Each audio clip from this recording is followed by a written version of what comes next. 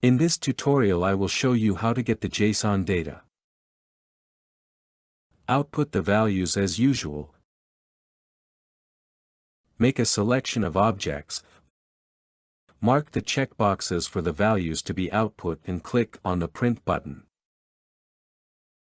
The JSON file can now be opened in Blender's internal text editor. The text editor can be opened from any screen area. Let's split the area first and then open the editor.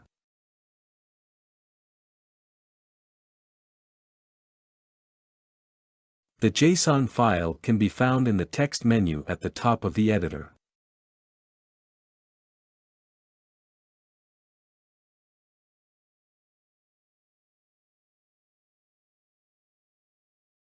Each time the Print button is clicked, the JSON is updated. Depending on which values are output, different JSON files are created. Let's output a few camera values to obtain other JSON data. A new file has been created, which can now also be found in the text menu.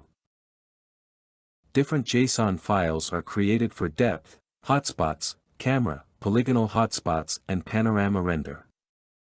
Don't forget to save the files when you are finished. You will find the Save option in the text editor.